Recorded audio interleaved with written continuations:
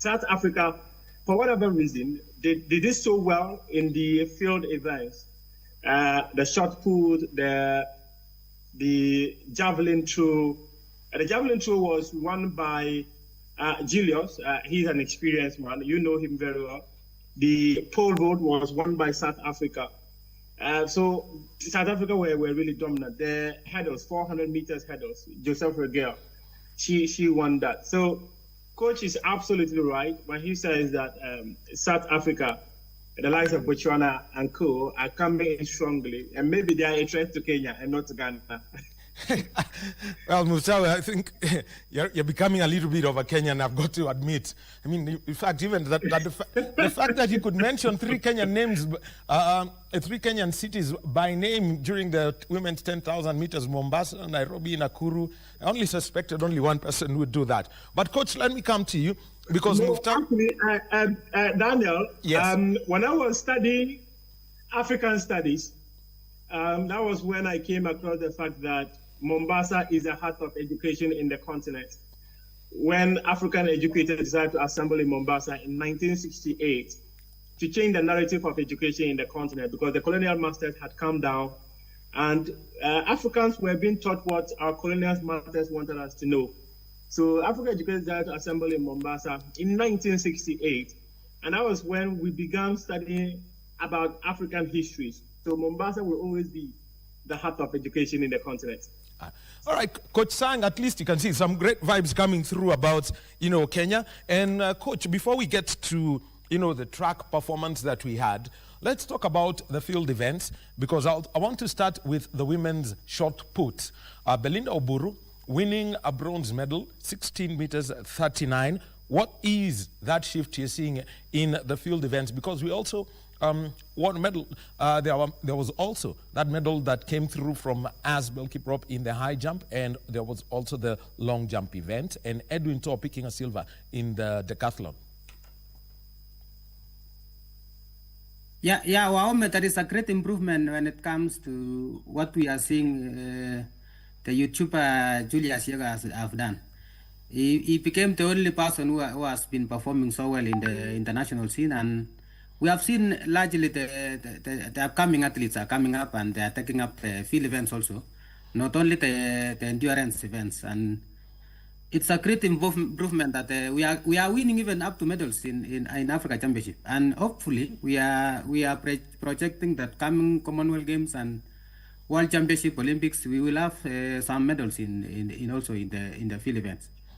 So unlike where we are doing well in the middle distance and long distance.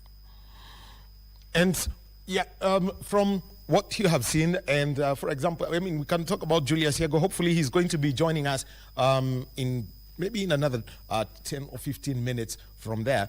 When you see somebody like Edwin Tor coming in the decathlon, and the kind of improvements that we are seeing, because for you to do the decathlon, you need to be good on the track and good in the field. How much of training have you seen with these athletes who are taking, what is not the traditional event? Yeah. The athletes like Edwin Tai has been really doing well in the local circuits, and he showed that he has a great potential to having a medal. And by winning that medal, it was a great show that when you put hard work in training, actually you are going to get. And equally to all athletes who got the medals in the field, like the triple jump. We are getting some more medals coming in, and it is an event that we normally dominated by West Africa and maybe South Africa sometimes.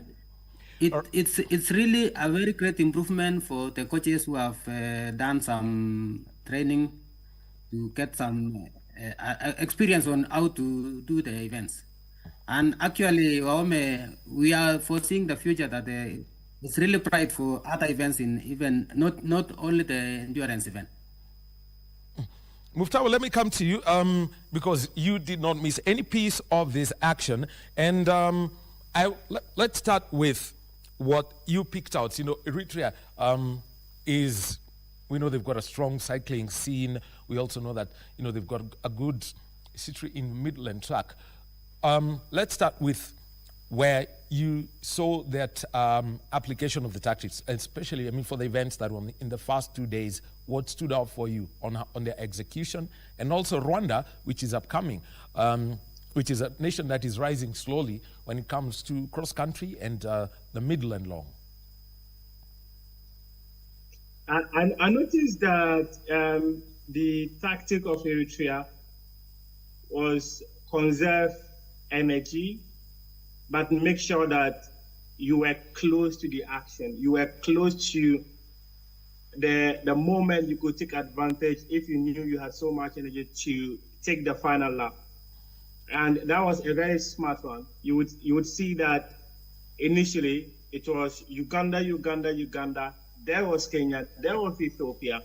But Eritrea was never anywhere, even among the top 5 athletes who were leading. However, in the final 2 laps, that was when he decided to race quicker. And I felt that that was a tactic that completely worked out for him. When the moment arrived for him to take advantage and run across in the final lap, he went into the second lane, made sure he got the better of Dan Kibe, who was leading. Then he took over. From that instant, he created a gap between him and Dan Kibe. And in fact, Dan Kibe of Uganda, who was the leader from the onset, was completely blown apart from that stage. So it was a perfect tactic I think he employed in that race. Then we talk about Rwanda and Djibouti. These 2 countries in the women's 5,000 meters. Emmeline, what an athlete she is.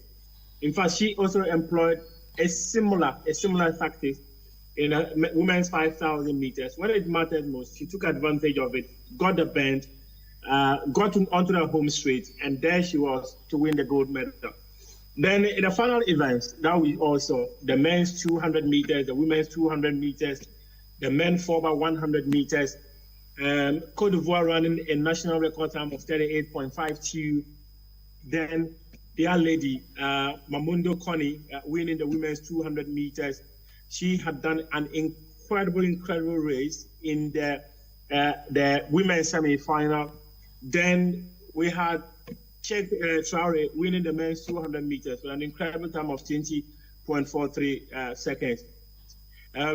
I think Cote d'Ivoire, we should begin to pay attention to what they are doing in their country, because you see the kind of performances they put up in Accra, and you clearly see that there's a certain trajectory these athletes have been taken through, and when they get on the continental stage, they may just be a threat to any country.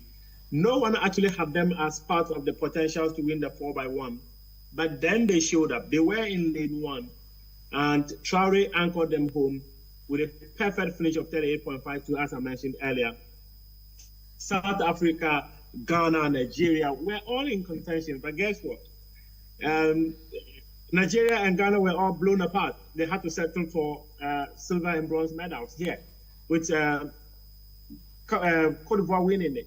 So clearly, I think that the rest of the continent are beginning to work. They are beginning to invest in track and field events, and we still have some of the best talents in the continent competing at the global stage, just as the likes of Letsile, Ferdinand Manyala and co are already doing. Cote d'Ivoire are doing some incredible stuff, just as Botswana is doing. Botswana, I think they were a bit disappointing, considering what they've done in recent times, especially in Tokyo and in the relays that they hosted recently. Many would have expected them to do better.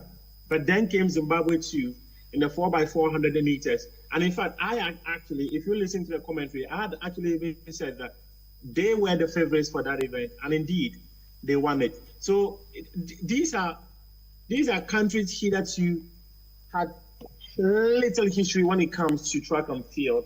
But all of a sudden, they're beginning to get young athletes who are cropping up and doing incredible stuff on the continental stage. And I dare say the future of track and field in the continent is bright. Well, That's Muftaun Abila. He was a commentator for the Africa Senior Athletics Championships. Coach Chang, let me come over to you now, and let's talk about, just a little bit of focus on Team Kenya, and with Edwin Toh having won the silver in the decathlon 2 days in. It was Kevin Chesang, quite a close 10,000 meters. When you take a look at it, the times speak for themselves. 28 minutes, 30.44 seconds. Gared of Ethiopia second, 28 minutes, 30.57 seconds. And Silas Centura of Kenya with a bronze, 28 minutes, 34.97 seconds. The 10,000 meters, man. How did you see that race, Coach? Yeah, and there is a quite of improvement in when it comes to 10,000 meters. Remember that we have been losing the 10,000 meters to our neighbors, to maybe Ethiopia and Uganda. And actually, it was a great show for the upcoming athlete Kelvin Chesang, who worked hand in hand with Sanjura to claim the medals. And eventually, we got 2 out of that 10,000 meters. We only lost silver. It shows that there is a potential in still winning the longer events and not actually not forgetting our neighbors who are actually good in the event. We are seeing even other countries also performing well, and when it comes to Kenya, we were able to get even the 10,000 meters in even the ladies there by Diana Wansa, who was doing well in the local scene. And there is a very good potential that we are having a newcomers performing well in the Nani. Remember that I think it is only Julius Yego who is a senior athlete who has been doing, I think he has been defending for the 4th time or so. And the other athletes are... This is the 4th consecutive time he has won it. Yeah, the other one are the new athletes who are upcoming. Maybe the seniors have left it for the Diamond Leagues and so, because if you could see that they were in the team, but eventually, like Reynolds Jeriot had to go to the Diamond League, and even Omanyala was also in the team, and you could notice. It's not only Kenya, because if you see such like Sembine, like Letsile, they could have been participated, but because of the international circuit, we have a Diamond League starting up, and they had to move there. So actually, Wahome, to talk about the Kenyan team who has really performed well, I can say that they have performed well because the other countries have improved. If you could go for the relay 4x400 meters men, you could see Zimbabwe how they did it. They were strong from the word go. They were actually in front. They were not even just waiting for anybody to come and maybe to win for the medal, but they went for it, and it shows that the Africa is actually taking the races are very serious, and soon we are having a competition which is real. And Coach Sang, let me also talk about... Daniel, yes, we can mention this move out. Diana. He mentioned Diana Wansa. And I think she is an absolute beast of an athlete.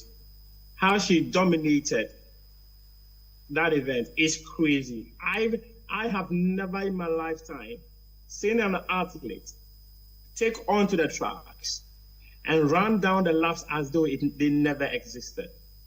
Diana Wansa, I think, could just be the next Faith Kipyegon for Kenya. She is a brilliant, brilliant athlete. The way she had her pace, the consistency of her races, the consistency of her strides, they were absolutely one of a kind.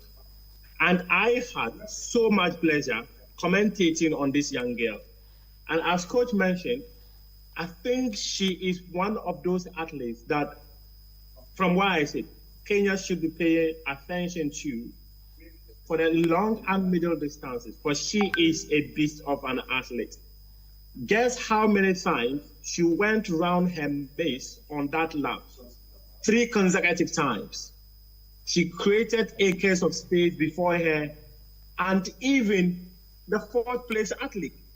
That should tell you that this is a girl who knew absolutely what she wanted to do, and she had worked hard to be there, and she took advantage of it. She had the endurance, she had the energy, she had the rhythm, she had the strides, everything required for her to win that race. And she did an incredible job. Dinah Wanza, I must say, could just be the next Faith Kipyegon. Well, I'm sure Mustafa now will give you a Kenyan citizen very quickly. At least you know your way around town. Coach Sang, let's talk about the mixed relays because, just to put it into context, to understand the kind of pressure that Team Kenya had, finishing fourth at the World Relays in Botswana in an African record and still do not pick up, you do not pick up a medal, you're fourth.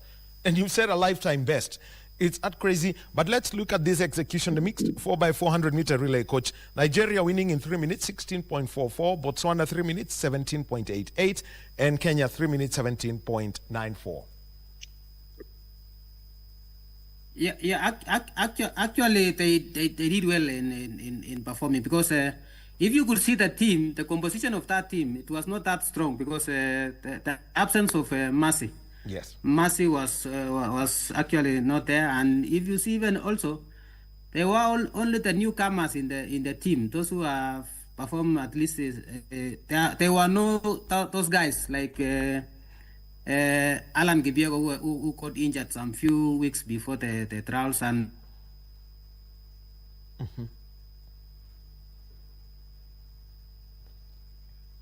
Looks like we've had a freeze. For Coach Sang, we'll be coming to him. Mufta, you watched the 4x4. How did you see the execution as we try to get Coach Sang back? Well, I think it was more of a technical decision for most of the coaches based on what I witnessed. Some of the coaches decided to start with some of their fastest and end with some of their fastest. I believe that was a perfect execution. He has mentioned that some of the strongest athletes were not available for it, and that might have contributed to the position Kenya finished. Earlier, he spoke about Zimbabwe. Zimbabwe were very strong. Botswana were strong. In the 4x1, Cote d'Ivoire were very strong. And South Africa also were very strong. If you talk about the mixed relay, Nigeria, they have always been dominant. Chidi Okezie and Patience, they have been the heart of this Nigeria mixed relay team in the last 4 or 5 editions that I've had the privilege of covering. So Nigeria were always going to end up with a place on the podium. But I had the privilege of speaking to Jackson Tue just before the championships, and he had told me that it was an open space because some of the finals of athletes on the continent were not going to be available. So it was difficult to actually tell who were the favorites and who were not. And that is why we saw some.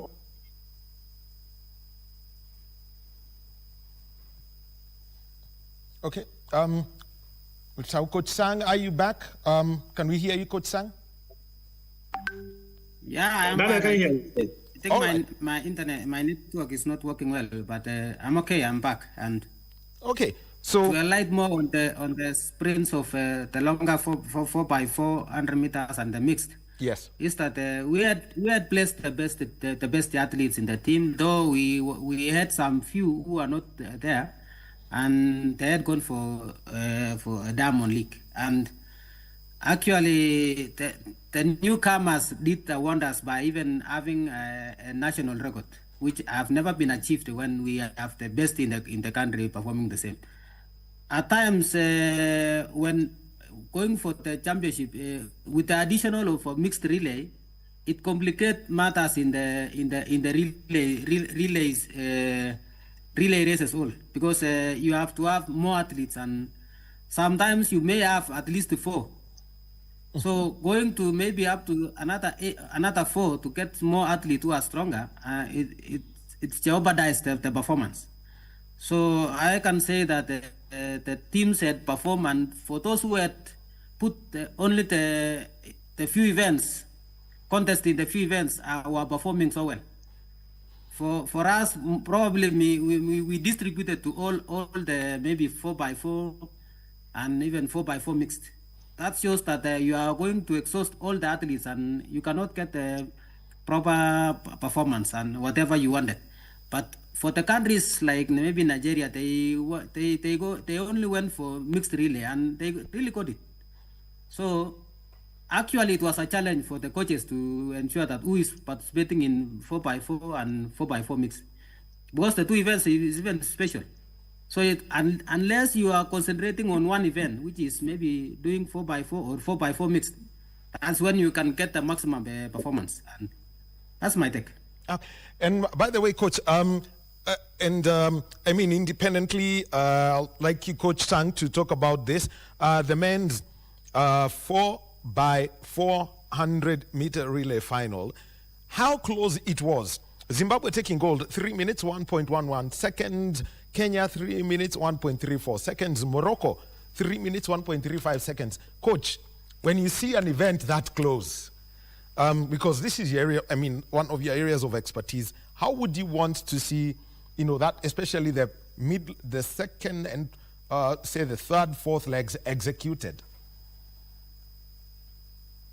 Yeah, actually, it's when you are doing the relay, you consider all parts of all the legs that are being run there.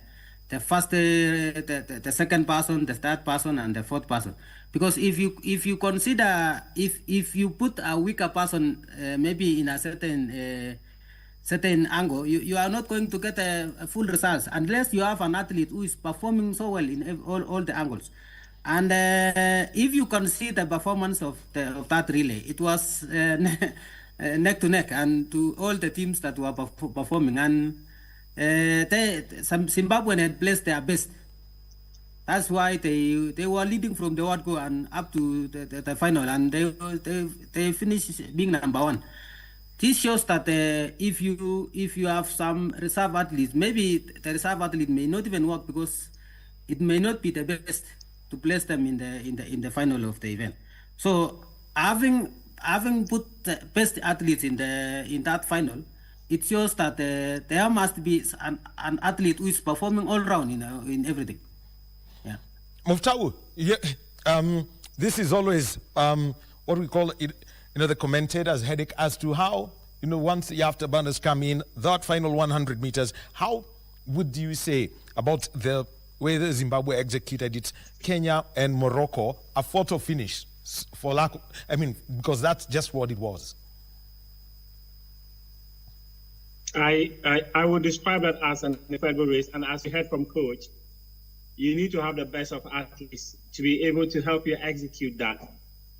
I noticed from the onset, Zimbabwe were in the lead, and they took advantage of they were in the lead. They handed over the baton as quick as they could. From the first leg to the final leg of this race, they were always in there. However, I think Kenya did an incredible job, as well as Morocco, because you'd notice that there was a point where Nigeria were closing in, and I personally even thought Nigeria were going to find themselves on the podium. But guess what? Kenya shows up and goes for, was it the third leg?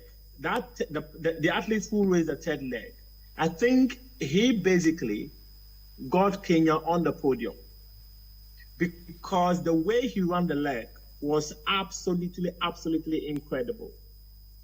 Morocco, if anyone had told me Morocco was going to be on the podium, I probably would have said no. It wasn't going to be possible. I mean, because same here. Botswana was in there. Same here. I mean, I wouldn't have counted. I wasn't counting Morocco on this. I never did. I never counted Morocco to be in there because I actually thought Botswana were going to be in there because they have done it multiple times, especially in recent years. So I thought they were a much stronger team. Then all of a sudden, for whatever reason, Morocco shows up, blows them apart, and gets a place on the podium. So I think it was a matter of technical and tactical execution from the coaches. Make sure you have the fastest man start within your team starting, and make sure that the person who is on the third leg is equally as fast. Because if you have an all-round team that is very strong, that is where you're going to achieve success. And I believe that the likes of Zimbabwe, the likes of Kenya, the likes of Morocco, all executed their race perfectly. As you mentioned, the times there, it was more of a photo finish. They all crossed the line at a time that many of us, from where I sit, if anyone had told me that was possible, I never saw it happen. Was it 3 minutes 01 seconds, if my memory serves me right, for Zimbabwe? And that was a crazy run for them to end up winning gold medal. It's all about execution, as coach has said, and they executed well. Well, the women's all right. Let me talk about the women's 4x400 meters, because there is a name there that is not normally in the sprints. And we saw Ethiopia wins. There was a win in the 400 and also finished taking a silver in the women's 4x400 meters. Coach Sang, from your take, what is it that you have observed? If we go back, even look at the regional under 18 and under 20 championships, and also the African under 18 and under 20 championships, what's it that Ethiopia is doing? Because we saw them in other events that we normally do not see them performing in. Wahome, come again. I did not get your question. Okay, Coach, the women's 4x400 meters, Ethiopia, a silver in the 4x4, and also they medaled in the 400 meters women. How different are you seeing this Ethiopian side, and what risk and what threats do they pose to the continent if the African Championships is anything to go by? Yeah, I was surprised to see some athletes performing so well from Ethiopia, because if you could see the 4x400 meters, 400 meters hurdles, there were 3 athletes coming from Ethiopia, and this shows that Ethiopians also have taken in sprints event. They had 2 athletes in the finals of I think women. This shows that for you to gauge the number of athletes who are going, the performance of a relay, you need to see how they are performing in the individual events in 400 meters or maybe 200 meters to see if they are performing well in the relay. For the athletes who are, maybe there are so many athletes coming to semi-finals in the 400 meters event, this predicts well in the relays and their performance in the relays. Actually, the Ethiopians have taken a stride in the sprints, and you could see they were performing. I was surprised to see them, in 3 of them in the finals of the 400 meters hurdles. Well, let's talk about an event now. And Muftau, now let me let a cat out of the bag, because you probably know the athlete, but you haven't met her coach. Coach Alex Sang has worked with Mary Moraa for quite some time, so you know so now you can make a connection about the two. Alex Sang, the 800 meters, we've seen you work with Mary Moraa. Just tell us about how you saw, Kevin Lottie execute this 145.47, and then we'll come to you, Muftau. Your compatriot Alex Amankwa, a 146.18 for the bronze. Coach, let's start with you.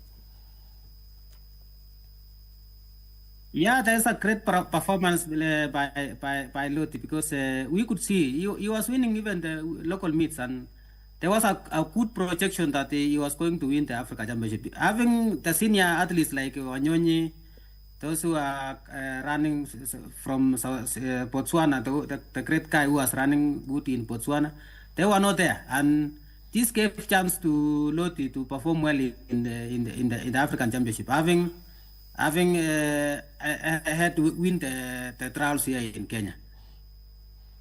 Muftau, let me come to you. Alex Amankwa, I'm sure that bronze medal was celebrated like it was of a shinier color at the University of Accra Stadium. Yes, Alex Amankwa has been one of Ghana's sensational runners, especially in the 800 meters. And he has always struggled to find himself in a position to medal. And for him to finally do it on the continental stage was success. If you were in the stadium, you would have felt the partisan nature of the crowd in terms of their support for Alex Amankwa as he finally won the bronze medal. So yes, it was a huge win for him, though it was a bronze medal. A medal is a medal, and in fact, that was the second medal Ghana was winning in the championship. So, as the host of the event, the crowd wanted the athletes to be able to lay their hands on medals, and you are absolutely right that the crowd celebrated that medal from Alex Amankwa in the 800 meters. All right. He has always been that athlete. Muftau, let me just interrupt you. We'll be coming back to Muftau Nabila, who was commentating the Africa Senior Athletics Championships. But at the moment, let's move to the Nairobi Central Business District. And, you know, the matatus, the public passenger vehicles, have stayed a strike today. And let's get an update from Timothy Kipnusu, who is in the CBD.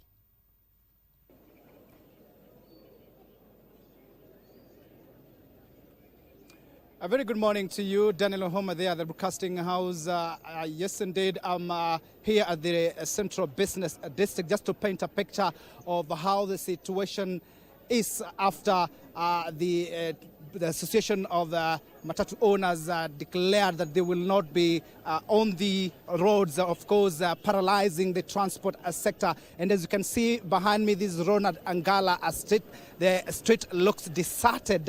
As you can see, a number of residents, a number of people have been here trying to get to terms with the situation here. You can see a lot of garbage on this particular street. There was a bit of push and pull between police and a number of rowdy youths who are here, and the police have managed to disperse the youth who are here. And on the other side, this is Moi Avenue. You can see security has been heightened. Heavy contingent of police are here just to ensure that the security is beefed up to ensure the youth do not cause any, commotion, or rather interfere with the situation here in the streets of Nairobi. And of course, manning businesses, premises, to ensure that they do not take advantage of the situation. And you can see most of the people who are here are the security personnel, the anti-riot police. Of course, you can see the residents who have been, a number of them who we managed to interview. They told us that they could not manage to get back to their places of work because there were no buses or matatus to their premises. And of course, and a number of them also that they reach town here using rail transport. Others, they were forced to walk. And of course, others, they were forced also to use the motorcycles. And they were expressing their frustration that they've used a lot of money because using the motorcycle is a bit of expensive. And of course, the 2 or 3 of them told us they were coming to town, then they trying to get another bus to their places of work, but they could not manage, so they just managed to, they're just here in town stranded. And as you can see, this is Tomboya Street, and the heavy contingent of police are here just to deal with any kind of insecurity. A number of youth who are here, some of them just come to town to try to get advantage or take advantage of the situation here in this central business district. And of course, we'll be here just painting a picture of the situation. The police lobbed tear gas of a number of youth who tried to cause commotion, and they were chanting a bit of causing a bit of commotion in this particular town. And a number of them were dispersed after the police lobbed tear gas canisters just to ensure they do not disrupt with the businesses in this particular town. And of course, a number of them, 2 or 3 of them were taken by they were arrested by the police, who tried to cause commotion. There are some who had carried stones, and I think they are waiting for the situation to get worse so that they can take advantage of the situation in this particular place. So you will be here painting a picture of the situation, how it is.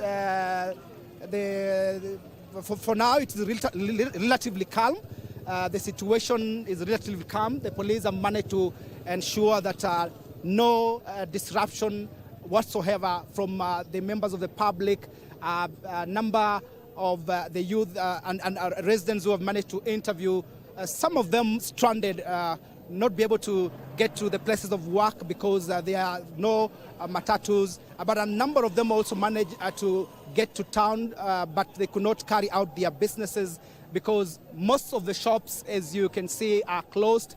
I think the business personnel decided not to risk at all to come to town, and bearing in mind that when we have the demos, the goons take advantage of the situation. As you can see there, the police are taking charge. A number of youth who are trying to cause commotion are being arrested, and just across behind me also, there are a number of them who are trying to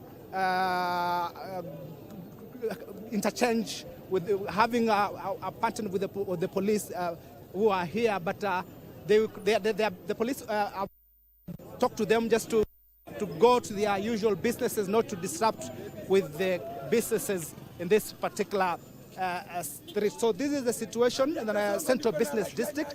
Of course, a number of them are calling on the government, calling on the transport operators to come together and have a unifying voice that will actually ensure that the situation is sorted out. Then, of course, the issue is about the fuel prices, the lamenting of the high fuel prices, and of course, this is taking a toll on a number of issues. Of course, the cost of commodities on the shops, and of course, bearing in mind the high cost of living in this particular country. So we'll be here at Wahome to paint a picture of the situation. When the situation gets softened, of course, we'll be able to update our viewers on how the situation is in the Central Business District. Back to you in studio, Wahome.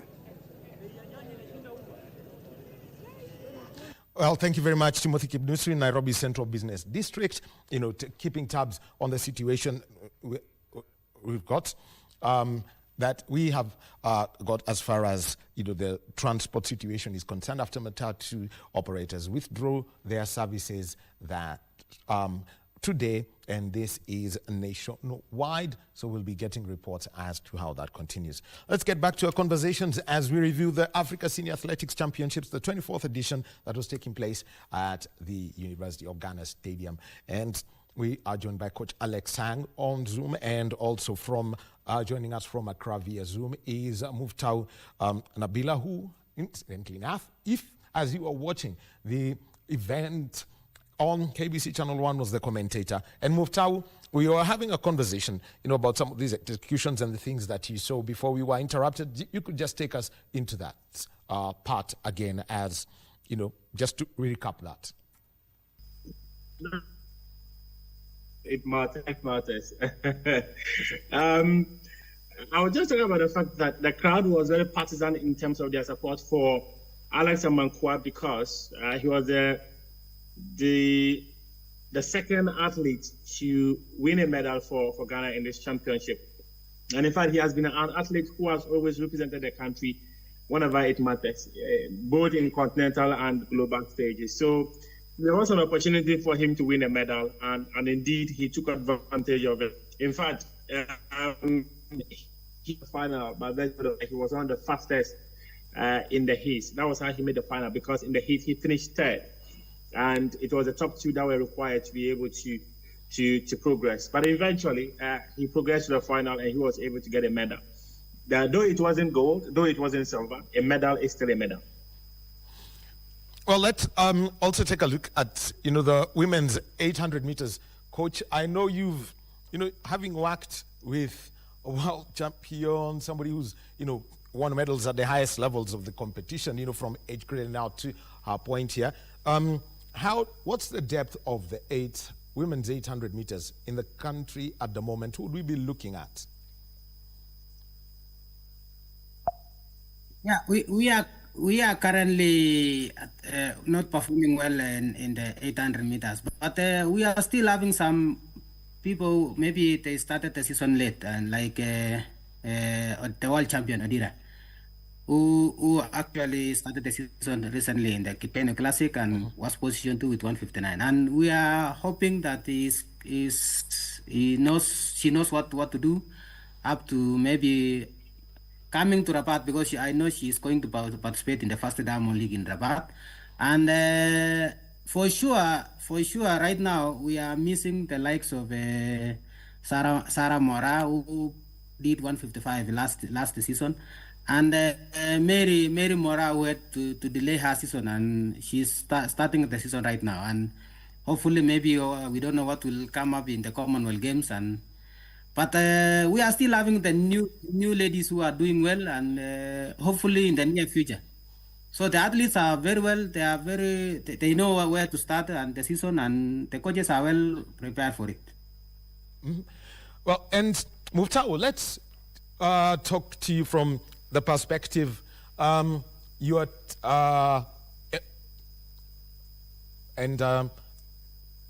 okay, all right.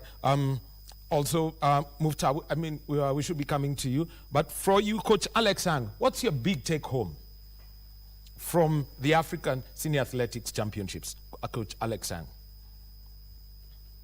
Yeah, we saw the upcoming athletes who are participating there, because I told you that the seniors hoped to go for points in the Diamond League, and they left. We have a very good lady in South Africa who is performing. We saw the Botswana lady who became a bronze medalist. And there is a good chance that there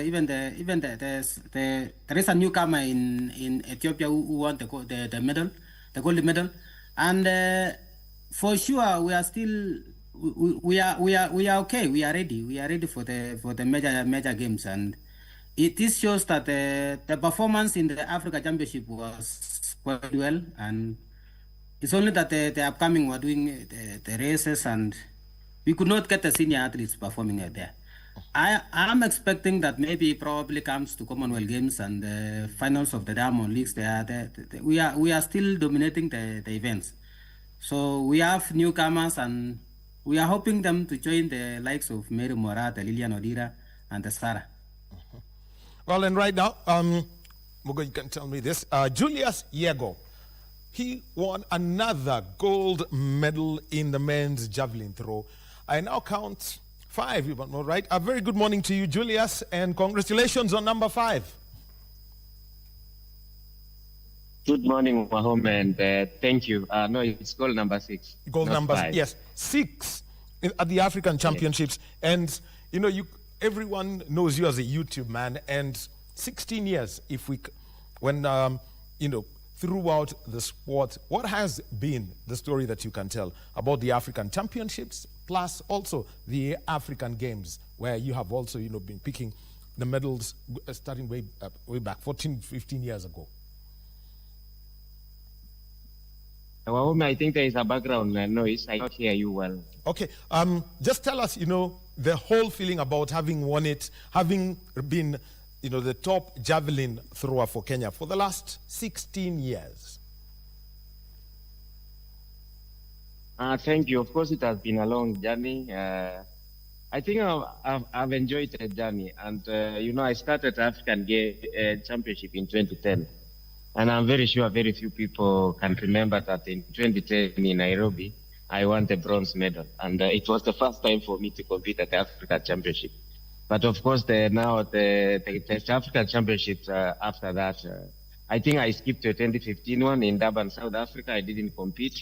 We were in the World Championship in Beijing, if you can remember. So then, yeah, I've won the sixth time now, and I'm excited. It's a legacy that I will leave out when I exit the stage, and I'm happy that Kenya has consistently win the men's javelin, having been won by myself, and it is an historic moment, and I like it. I enjoy it. Let's also talk about how you have worked to ensure that you recover. At one point, injuries had taken a toll on you, and getting back into a position where even at the World Championships, you're able to get to, close to the big ones, 85 towards 87, and how you've learned about managing your body, your training, even as you progress in your career. Yes, as you said, injuries is part of this sport, and especially javelin. We get a lot of injuries. After every other competition, you have pain, everywhere in your body.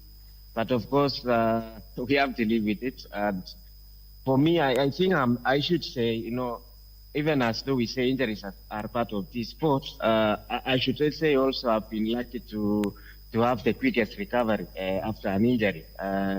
If I remember in 2016, I thought maybe that could end my, my career, having teared the groin. So at that moment, I thought maybe it was difficult for me to come back. And miraculously, after 2 months, I was able to train again. But of course, I was not able to train, into the optimum. And that is performance were not, up to, like if you compare to the previous years. And that also has to impact my performance for a very long time. Because at some point, when I was training, the injury still comes back. So I had to slow again and manage which competition to compete in and focus only in championship like World Championship and Olympics. And yes, so I should say, getting the experience also, having gone through that, having gone through that course, like being injured. So I realized that, I need to manage myself on what kind of competition I should compete in. Even before we came for this African Championship, I decided not to compete in, but I had some, advice from different people that I should try this one to see if my body will, react well. And yes, I came here to compete and won it. Yeah, it's been a journey, ups and downs, but overall, I think it has been a successful, career for me for the last 16 years. And I'm happy that we are having athletes coming up in different events, in the field events. Like we had a shot put lady who had the bronze. And we had also some good athletes in the field events who they did their best. Some even, achieved their personal best. And it shows that we're heading in the right direction. It's a moment that I think we should put more focus in, because field events is not an easy job. We need serious facilities, equipment also. And I think we are going in the right direction. All right, thank you, Julius Tiago. Just hold there. We're going to be taking a short break. We'll be coming back. And also somebody in Accra, Muftau Nabila, please don't go away. At least you've heard from Julius Tiago. Coach Alex Sang, also just hold on for that. We'll be coming back so that after this short break. And we'll hear from Julius Tiago, especially about Belinda Obur in the short put and an overall take of the competition from Muftau Nabila.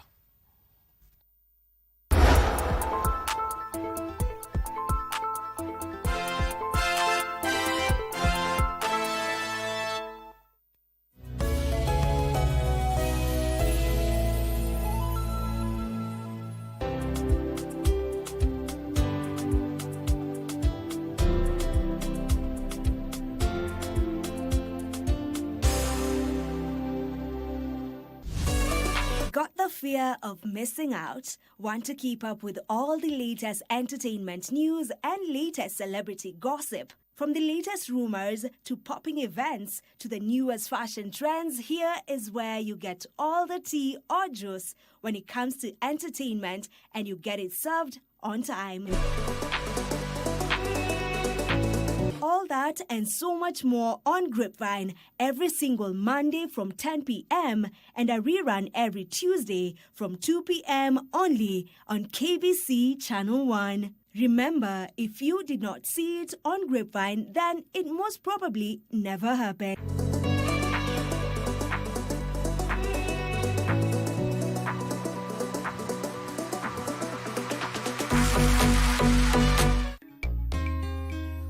Alu. Yo, ukimaliza unasemanga uoga mawe. Kwani uliona uvae nguo za baba yako? Naomba msaada wako. Ni usaidizi gani? Uliona ile straight, ile inaitwa straight of Hamumus. Hiyo nilionana naye lakini siko nasikia njaa. Nikwambia vizuri. Ukiona msichana mrembo hapa hivi akipita, mwambie arudi kwa plot. Kwani ni wanaume wa wapi? Yes, customer, habari. Unafanya kazi ambayo si yako kwa nini? Kula hizo chakula zenu. Wewe kwenda peleka huko mwesheshe.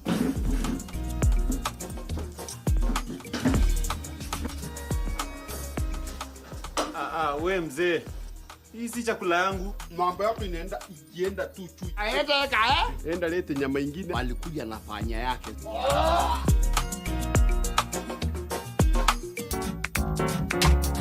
I'm not doing it. Huh? What'd you say? I don't want to take the exam. But you haven't taken it. How'd you know you won't pass it? Keep me company. Sit yourself down. How about you bring me some of your soup? Sure. When do you get off? Let's have dinner together. You're thinking I know everything. I'm the one who should be grateful. I know he's not the type to mess me around. He's just slow, really. Plus, he's stubborn.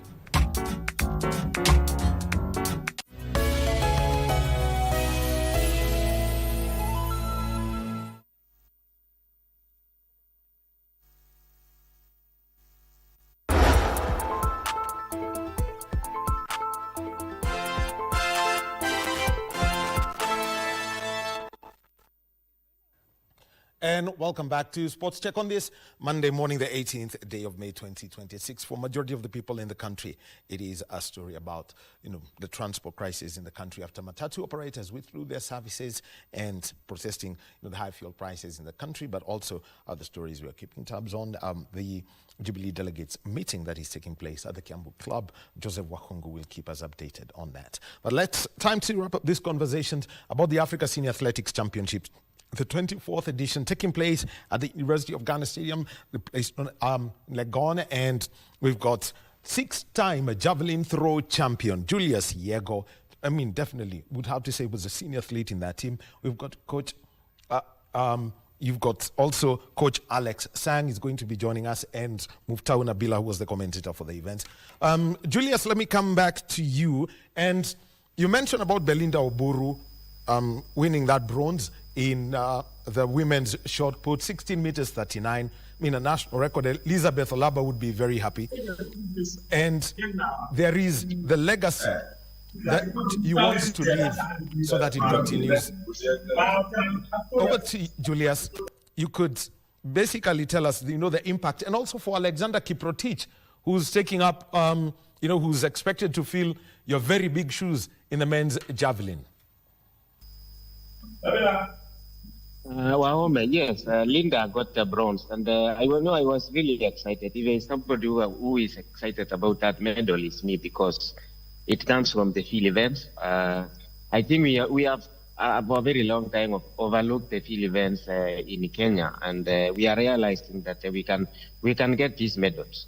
And you can see now that we're losing in the events that we used to think it's our events, in sports. And we need to think, we need to wake up. People have to realize that, athletics has really evolved, and the countries which have not been doing well in different events have come back strongly, and they are winning in those events. And Kenya, we are losing them. And we don't see, a moment where we can say we will improve. You know, I think for me, if you want to take a scientific, analysis of this, we use the African Championship because the same coaches who trained the senior athletes who did not come here are the same coaches who are coaching the young athletes who came here. And if we are not winning with the junior athletes, how sure are we that we will win in future with them? So I think it's a concern that we're losing in the events that Kenya were once, thought with the event. And now field events is coming strongly. So we need to now, I should say, like, diversify the events that we participate in this championship, especially in African Championship, because this is where we build, we build the maturity of an athlete, we build that talent of the athlete for the future. Yes, we have very good athletes who did well, but then now, for me, I've competed many times in African Championship, and if you see the level of, competition, back home, it's going down. So we should ask ourselves, what is the problem that we are doing? And some countries are doing differently. Ethiopia, you can imagine they won the 400 in the women. So a country where we thought maybe they are very good in distance running, but now they are coming strongly in the field events, in the sprints. Yeah, they had also silver in the men's javelin, 77 meters. It is a good distance. So it's a wake-up call to all of us. We shouldn't just say, yes, we did well here. Yes, we did well. But some countries, other countries are doing exceptionally well, and we need to wake up. And then for me, I will say, for field events, I'm excited for Linda. I could see, I told the coach before we left Nairobi that Linda was going to do well because the training that she was doing was, you could enjoy. And I remember when we were doing training, she joined us and, she felt the pain of training hard as a senior athlete, but, at the end of it all, she got a medal. And, by the way, Julia Sang, Coach, I'm sorry, Julius Yego, Coach Alex Sang is listening, so the message, I'm sure, has reached home very, very fast. Julius, what's the outlook for the season? We've got the Ultimate Games coming later this year and also the Commonwealth Games. What's your outlook for 2026? For now, I think I'm taking it easy. I don't want to push myself that hard because I'm coming back from that, I will say nasty injury, complete tear on my groin again in Tokyo. But I'm happy that I'm able to compete again. I'm able to throw again. Like yesterday, I did the 6 throws without any pain. So the distance is not coming at the moment, but I think I will get back there. I still have that fear of, going hard on the javelin. But I think I will be back. Next week, I think I will go to Rabat for the Diamond League. And then I don't know if I will to Rome, but I think I will go also to Doha Diamond League in June. So I'm taking it easy, slowly by slowly. Of course, I'm also following the advice of the doctors that have been, seeking advice on the same. So they're telling me that, I should just enjoy the moment, enjoy competing, get back the rhythm, because javelin is all about the rhythm. I don't know if you understand that, but it's all about the rhythm. If the rhythm comes back, I'm very sure I will be able to throw well. And of course, the Ultimate Championship, having won the African Championship here, it gives me a chance. It's a moment that I got a lot of points here. So because they will use the rankings to invite athletes for the Ultimate Championship. So I'm very sure at the moment I'm somewhere, but I need to compete and throw further than what I did here to be able to compete at the Ultimate Championship. All right, thank you very much, Julius Yego. And pass our regards to the rest of the team. Daniel, that gave us the 17 medals. Something just crossed my mind. So let's now move over to Coach Alex Sang. Can I ask you a question?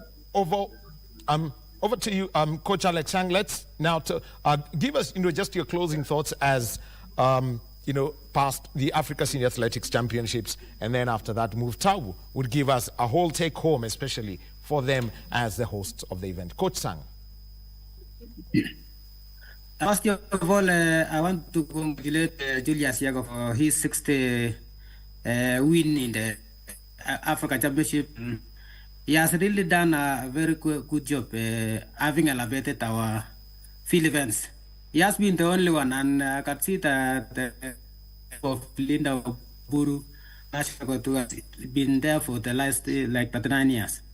And what to say is from the Africa Championship towards the Diamond Leagues and the Commonwealth Games later in the season, is that we encourage the athletes to perform well, and also the coaches to do well in training the athletes, ensure that you have the best grounds. So at the moment now, because we are getting ready for the football in all African football coming up in next year, the fields in Nairobi are more closed, and we are feeling our time to go for training. And if the government could have a way to give us some other fields to athletics, to ensure that we are both performing also well in athletics. So the only thing is that, like Diego said, that we needed to improve some other events. If we have a field that may be probably good only for athletics, it will be a thing that is going, that we are going to see as a coaches, that now if you close all the stadiums in Nairobi, where are we going?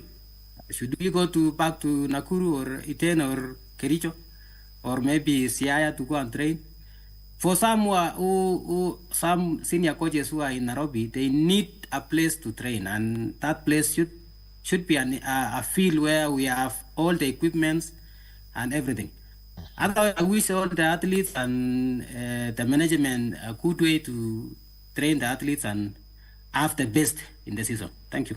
All right. Thank you very much, Coach Alex Sang and Muftau Nabila. Closing comments from you, the big take-homes from the Africa Senior Athletics Championships, lessons learned from Ghana. And Daniel, if you may permit me, when I was listening to Julius, he mentioned something, which was about the fact that he felt okay when he was, after the 6 throws in the javelin final. I would have liked to find out from him whether he would want to go for that record currently held by Hakim Toumi of Algeria in the javelin, because Hakim Toumi has 1-7.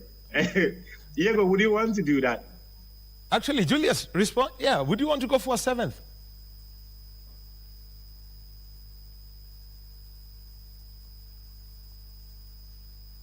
Well, Muftau, looks like maybe Julius may have logged off, but so, you can then give us... No, I'm there. Sorry, Wahome, I'm there.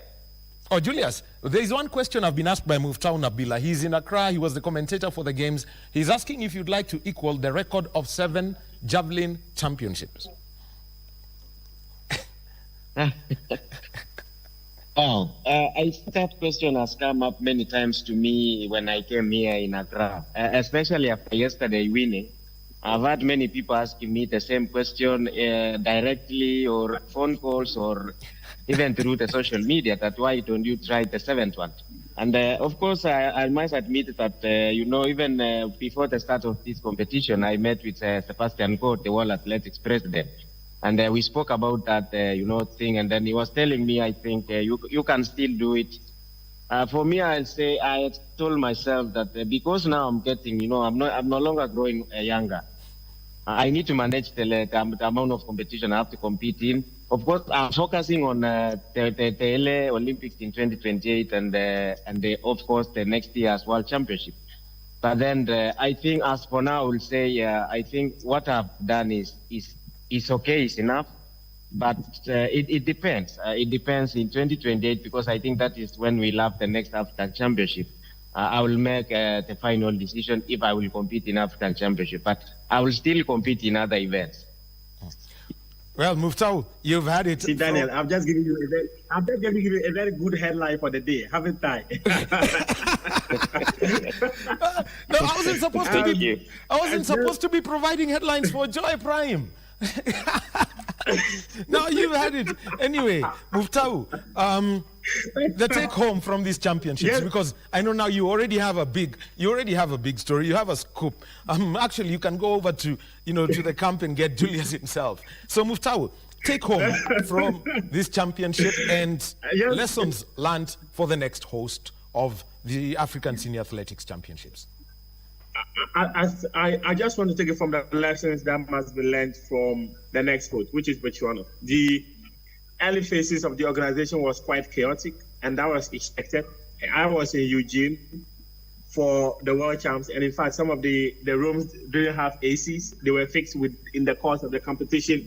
So when it comes to organizing major championships, there are often challenges. In fact, I've had the privilege of covering not less than 3 World Champs, and what I can tell you that even on that stage, there are often issues in the early phase of organization. So what Botswana must do is to ensure that the experiences we had in Accra, I mean the bad ones for that matter, are not repeated in Botswana. We saw how chaotic it was in Douala, and in Accra it was equally chaotic.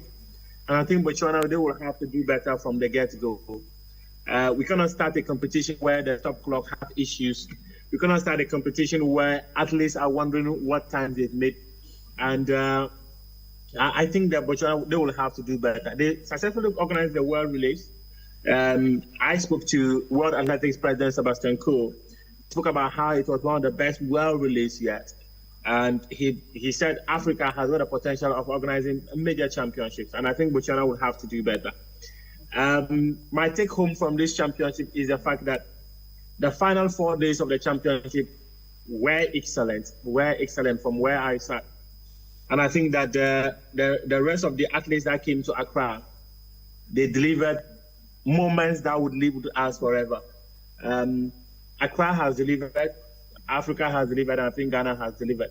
Those will be my final words on the Africa Championships. Thank you very much, Muftau Nabila. And if you were listening to the commentary on the Africa Senior Athletics Championships as it was on KBC Channel 1. Now you can connect the face and the voice.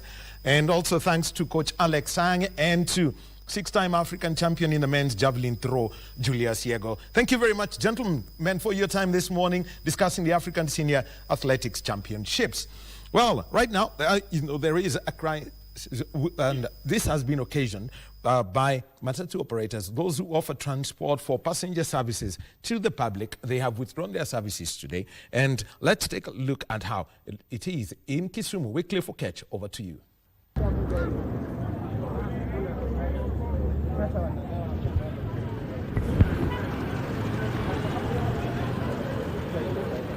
Stand by.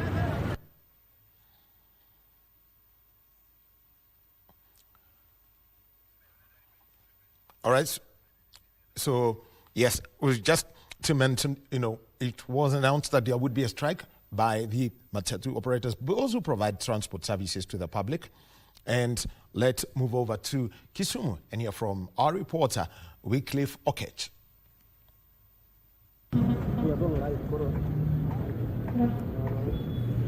Well, thank you so much, Daniel Wahome, back in Nairobi. What a wonderful discussion you are having right there in studio. And besides sports, besides athletics, everything today is about transport. And what is the behavior on the road today? We've seen in Nairobi, the capital Nairobi, and other cities or other urban settings within the country, there is a go-slow of the public transport stakeholders. And how is the situation here in Kisumu? That is why we've made our way here.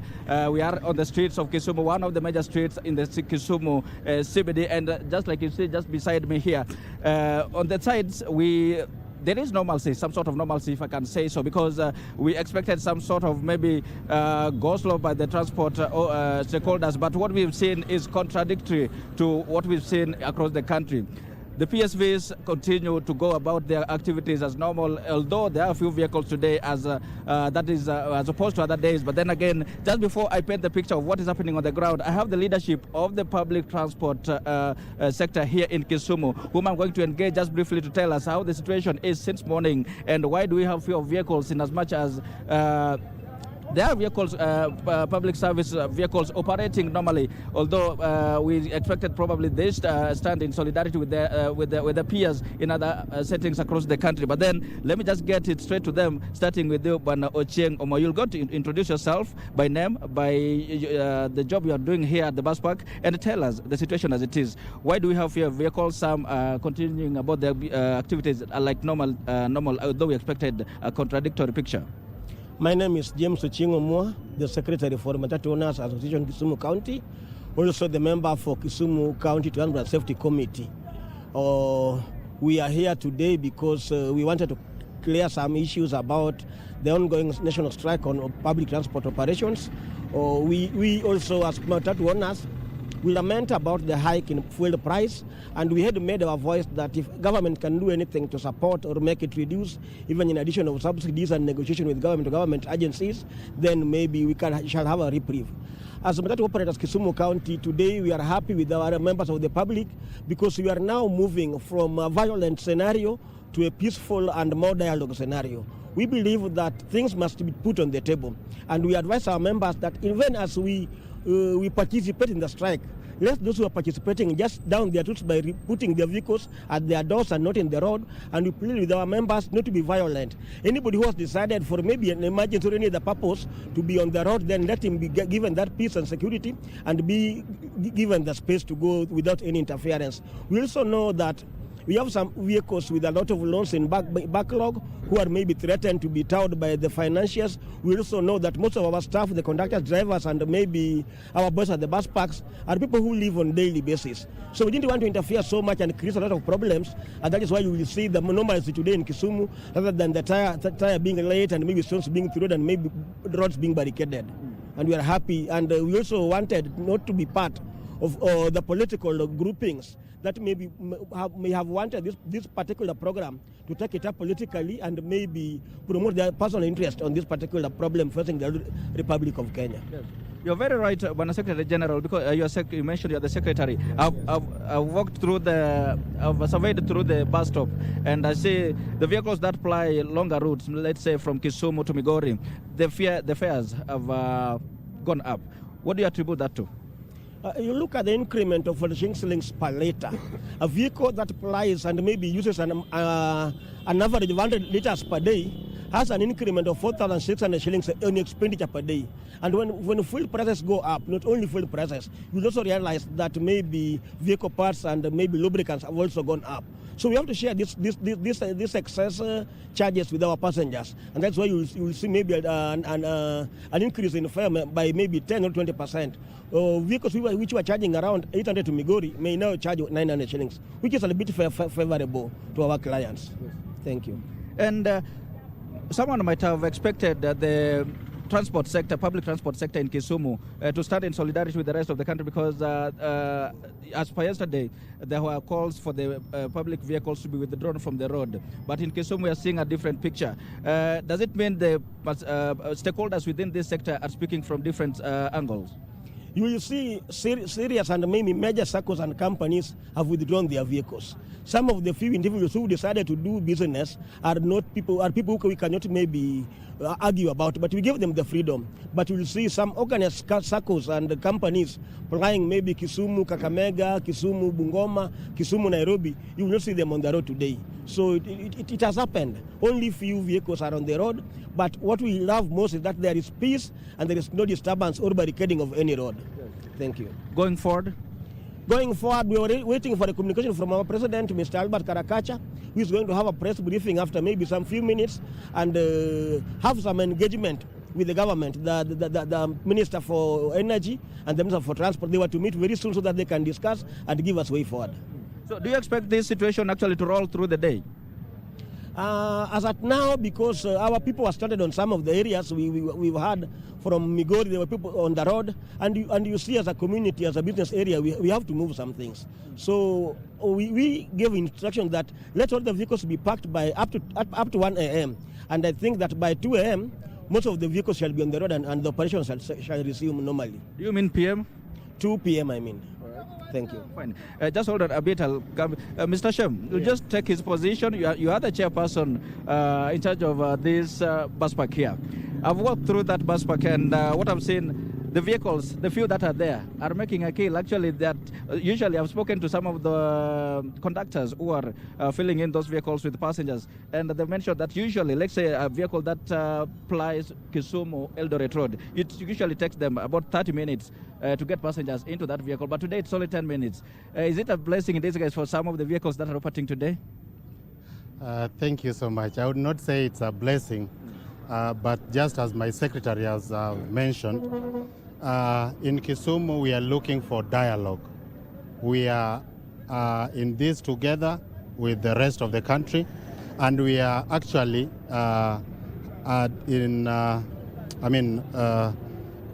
we want our representatives, the members of parliament, especially the ones sitting at the Energy and Petroleum Committee, so that they enact some of these laws very fast so that Kenyans could get a relief. All we are different with in terms of demonstration is that we decided not to go the violent way. As Kisumians, we are trying much we can so that we have a discussion where we don't even give space for those bad people to intrude in the industry. So that is what we are trying to do. This is a national problem, and it does not only affect the matatus, it also affects some other sectors. So I know today's was matatus and private vehicles, but we are trying as much as we could so that this bus park could not get intruders that infiltrate with issues of demonstration.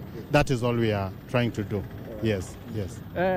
What message do you have for the Kisumu residents as a whole regarding today? And do you expect probably the situation that we have now, normalcy, will it continue throughout the day, or probably in the afternoon we'll see a different picture? Okay, in terms of issues, VAT issues, those tax that are there in petroleum, we, as an office, we've tried so much to urge the government so that the issues, petroleum and those VATs, those many things, the 16%, it came to 13%, and it was somewhere slightly around 8%. We want those things, the road maintenance levies, those levies, many levies, we say that we need to, they need to be released. And in terms of seeing it maybe persisting on what, will depend on what the government will pronounce. Because we have a sitting government that we are expecting they are all human enough to see the situation we are into. Looking at even the energy sector again in terms of units, I think the addition is there in terms of unit cost. So it is something that is national. We are looking at the national government as to be human enough to Kenyans, to consumers, to matatu people or these local people, so that the prices would go down. That is our prayer. Thank you so much. Yes. Just in a minute, you can also look into the camera, introduce yourself, and what you have to say about today's go-slow by the transport sector. Thank you so much. My name is Charles Obuya. Charles Obuya is the chairman Matatu Owners Association, Kisumu County, by extension, the organizing secretary nationwide. I want just to tell you that we've joined the rest of the Kenyans in terms of the strike that was announced, and this was just a wake-up call to the government. Government being the mother of all, we just wanted to show the government that we are not happy with the recent increment that was done. We know it is a global issue, but as a country we can also sit down and reduce some levies that had already been put on the fuel, so that at least we get some relief in terms of the fuel. That is what we are doing, and that is what we are also going to do. I'm happy to tell you that Kisumu, for the first time, we've experienced a very peaceful demonstration. A demonstration whereby no vehicle has been touched, no barricade of the roads, and people are just doing their business peacefully. Even though the business is not happening, people are not traveling because they are so much oppressed to the extent that the fares that were added, they cannot afford it. That's why we are now appealing to the government to look into it so that our people may not be oppressed anymore. We are oppressed to the extent that we cannot exist. Yes. Thank you so much. I want to add something. Just very briefly. Because I have to say it. Also in the spirit of governance of broad-based system, I have to also categorically say in this national TV that because we are supporting broad-based and we are supporting two-term, we did not even see the need of beating around brothers and sisters and burning around roads. And two-term it is. That is Wahome, that is the leadership of the public transport sector here in Kisumu. Right where we are, this is one of the major highways that we have in Kisumu. This is the Kakamega Kisumu highway, and the group that we've just spoken to, led by the chairman and the secretary of the Kisumu Matatu Association, what their message is very direct. Yes, they join the rest of the country in communicating to the government, but then they are taking a different angle. They do not want to touch vehicles. They do not want to light bonfires on the road as we've seen it before. Today, they have opted to give freedom to everybody. If you want to withdraw your vehicle from the road, yes, you are free to do that. But if you want to operate when you have that actually freedom to do so. And what I can report that since morning we haven't seen any sinister scenario, probably where vehicles are being torched, maybe being hit with stones, lighting bonfires as we've seen it before. No, today it is not. It's not. That's not the situation. I believe you can see just behind me here vehicles moving about as it is usual. The motorbikes carrying passengers as usual. And then there is a banner just by the roundabout. This is one of the major roundabouts that we have in Kisumu, the Kisumu Boys roundabout. Bro, I will ask you to move just a bit. We want to capture that banner just very far from me. It is indicated Kisumu, we dialogue, we don't throw stones. That is the message that is actually being spoken even by the leadership of the public transport sector. That yes, we are not happy about. I'm not happy with the hike in fare in fuel prices that was announced the other day by the EPRA, that is the Energy and Petroleum Regulatory Authority. But then there is another way to do it. There is another way to speak to the government regarding those hikes. Well, we continue to do a spot check within the CBD and also just around it to see the situation as it is, what is the situation in schools, and we'll be able to report to our viewers or update our viewers regarding the situation in Kisumu. But for now, it is normalcy. It's normalcy that reigns in Kisumu. I'll hand it back to you in studio, Wahome, for the continuation of the show. But then we'll be sure we'll be back again with more regarding the situation today. Catch in Kisumu City, and I like the slogan at the board that is there, that shun of violence and let's have the conversation. That is quite a message. And reporting on the Matatu strike. And in Kisumu, if you want to operate your Matatu, your public service vehicle, you can do it. If you want to be part of the strike, you be part of the strike. No one's going to hurt you. So long as you don't interfere with anybody's business. That is part of the reporting that we are doing today. And also getting into another sporting conversation, a second one, as we in this part, and it is about boxing, and we are joined by the communications director, Boxing Federation of Kenya, Duncan Kuria. A very good morning to you, Duncan. Good morning, Wahome. Well, thank you for joining us this morning. I know the weekend was the start of the BFK 2026 season, the league, and Nakuru did show us. We saw the domination of Kenya Police and the KDF. That rivalry going on. How overall would you describe the opening leg of the 2026 season? I think the opening leg has already shown us that this season the league is going to be very competitive, especially the two big guns, the Kenya Defence Forces and the Kenya Police Service. They fought tooth and nail and ended up in a tie of 22 points each. And you can see the gap between the top two and the next podium finisher, which was Sombea, was 10. The point difference is about 12 between number one and number three, which says a lot. We say that there's a lot that needs to be done so that the gap between the top teams can be a bit slim. But I'm expecting it to be a tight race between Kenya Police and the Kenya Defence Forces. Kenya Police Service are the defending champions. KDF lost the title last season, but I think the main reason why they lost was failing to attend some of the league matches. But I think this time, if they are able to attend all the legs of the league, it's going to be very competitive, and it might. I don't know whether in boxing we don't have penalty shootouts, but I'm expecting a very tight race between the two opposite teams. I think we've got to talk about the new club before I get into some of the upsets that we saw. Sombea Boxing Club. What's the story behind this outfit that came in and has made their presence felt in this opening leg of the BFK League? Sombea Boxing Club is performing so well. It's a club registered in Nakuru County. the chairman of the club is one man called Martin Luther. I think he's doing a fantastic job trying to give the young boxers exposure.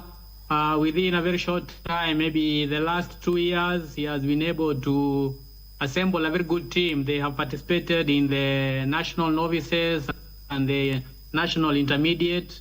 And he has also been able to poach a few who are good, who used to participate with the Nakuru Amateur Boxing Club, which is one of the oldest clubs in the country that has produced some of the top boxers in the country, the likes of Philip Waroinge, the brother Samimbo Gua. You know, a lot of champions came from Nakuru. So I can see trying to lift the tradition of Nakuru County as one top boxers in the country, and so far I think they're doing a commendable job. And I'm hoping that with the good start that they have had this season, they're going to carry on throughout the season. And hopefully when it comes to the end of the season, I know it's going to be tight between Sombea and Nairobi, because traditionally Nairobi finishes third. And also if Kenya Prison has recruited well, then it's also going to give the three teams a run for its money. So I believe Sombea Boxing Club is going to perform well enough and maybe finish top 5, which will be a commendable performance for them. Let's now talk about, the leg, and they always say that there's always some upset that comes when it comes to this. Samuel Njau, Zone 3 minimum, is an Africa silver medalist. Silas Onyango, Alois Vicent, all beaten by upcoming boxers. The reaction to the results of these 3 bouts? It was very surprising, especially for Samuel Njau. Actually, is not a Zone 3. He's Africa Championship silver medalist from 2022 in Maputo, Mozambique. And he had laid off for some time. I actually don't know what exactly happened to Njau, because he was doing very well. He was one of our brightest prospects. But when he went for the Olympic qualifiers in Dakar, he got knocked out by a boxer from Ethiopia. Then later on, he again was knocked out by a boxer from Nigeria. And since then, he has not been the same. And he decided to lay off for about 2 years. So he was making a comeback in this league. And he decided to go one weight up. So normally he used to participate at featherweight, but this time he decided to go to lightweight. And he met one of the upcoming bright prospects in Benedict Juma, a young man from Kasarani Boxing Club. And the young man from Kasarani Boxing Club gave him a very tough fight, because he took the fight to Njau. He did not respect him as a former champion. And the young man was not intimidated at all. He took the fight to Njau, and unfortunately, in the 3rd round, Njau got a cut just above his eye, and he could not continue because the blood was spilling into the eye. He could not see, and the referee decided to stop the fight. About the Zone 3 Africa champion, Silas Onyango, in minimum weight, we were surprised by that, because he was defeated by somebody who is unknown to us, and somebody who has not won any major accolade in the local league or even in our local tournaments, who was representing Sombea. And surprisingly, the young man was able to outbox Silas and won a split decision of 4-3. And that was a massive upset. And you see, if Silas had won, then it means Police would have won the first leg of the boxing league. But because of that decision, I think that is what enabled KDF to have equal points with Kenya Police. But I believe that is something also pointing to the growth of our Ndondi Mashinani program, where we seem to be producing a lot of young guys that are challenging those who are at the top. And if that continues, then I think it shows that there's good growth that is coming in our boxing, because we are producing good boxers whom, if you are able to nurture very well, then they can be able to be representing the country for a long time and be performing very well at international level.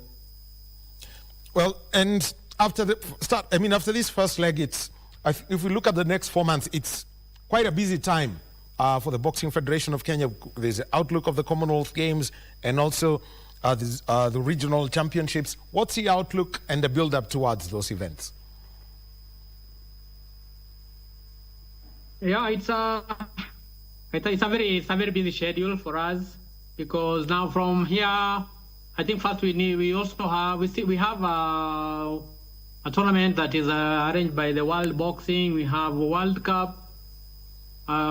Boxing Cup 2, which is going to be held in China. God willing, we will be able to send a team there. And that one is supposed to happen from June 13th to 22nd. And we also have our second leg of the league, which is going to happen before the Commonwealth Games. And that will be in July from 9th to 11th in Mombasa. Then from that leg, I think that's when now we are going to focus on Commonwealth Games, which will happen from July 23rd to August 2nd. It will be happening in Glasgow, Scotland. And we are hoping that we are going to send a good team that is going to represent us effectively and hopefully win medals for the country. Well, and besides that, we've also got the women's boxing scene, and even just taking a look at the result from the weekend boxing leg, Veronica Mbide, straight around one victory over Joyce Nyaga, Sylvia Bwamu, some of these matches being abandoned, Frieza Anyango, and the likes. What's the way you and also, by the way, a close contest we had in the women's 47 kg, Jen Wangari and Grace Atieno. How would you take a look at the women's boxing scene at the moment? I think women's boxing scene is very promising. Even though, like for the first leg that we had in Nakuru, we had a turnout of about 14 female boxers, which is good, but I think it can be better. One of the biggest problems that we have had over the time is that we have the boxers who are at the top for women, and the challenge that they have is that they don't have competition locally. So even when they go for the local league, most of the time they don't get opponents. So I think it's one area where we need to invest very seriously so that we can get good depth for all weight categories. That way we will keep our boxers very busy, especially the likes of Frieza Nyango, Amina Martha, like you noted. This time round, police had a challenge in providing facilitation for their boxers, and that is why the likes of Amina Martha did not attend, which is quite unfortunate. But we know Amina is a very good boxer. She is the first female Kenyan boxer to win a medal at the All African Games, which she did in 2024 in Accra, Ghana. Okay. So I believe we have a very good crop of female boxers, but we need to get depth in the women boxing so that we can be able to keep them very active in the local league. And that way they be able to, we give them a good chance, especially when you are going for the international championship. It will be good if they have been active for them to perform well, because we have had a challenge where we have likes of Elizabeth and Diego. She fights locally, she doesn't have opponents, and she can, for the last 4 years, she has not had any fight locally because there are no opponents to face her. Until now, as a federation, we decided to give her permission to go to professional so that she can be able to be getting some exposure there. Okay. So we've had a challenge in that when she goes, we know that she's so good, but when you are good and you're not active, when we go for these tournaments then and you're fighting against people who have been very active throughout, then it becomes a bit of a challenge for her to cope with the standards that are there and competitiveness. Okay. All right. Duncan Kuria, Communications Director, Boxing Federation of Kenya. Thank you very much for your time this morning. I'm sure we'll be looking out for a lot. The Boxing Cup 2 in June in Mombasa, definitely leg 2 of that, the Commonwealth Games later. Well, Kuria, thank you very much for joining us. And that is where we put a cap on Sports Check this Monday morning. Had conversations about the Africa Senior Athletics Championships and also, what happened over the weekend, the Boxing League Leg 1. That was in Nakuru. My name is Daniel Wahome. Thank you for being with us. Coming up next, Grunzi Mashinani.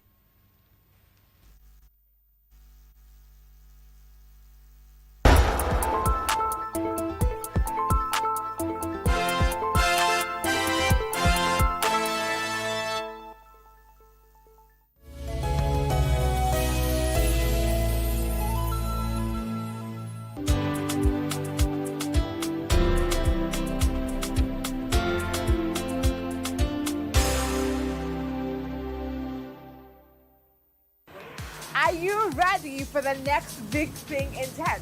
Well, we'll spotlight Kenya's brightest young minds, game-changing startups, and breakthrough technology that are shaping our future. From AI and robotics to sustainable futures, we bring you the stories behind the scenes. KBC Channel 1. Remember, tech starts here.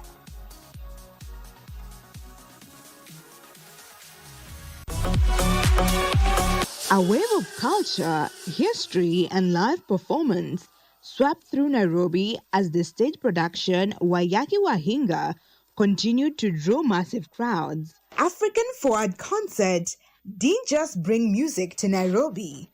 It brought the entire continent onto one stage. For one night, Nairobi became Africa's capital of sound, rhythm, and culture, and every corner of the venue carried the feeling that something important was happening.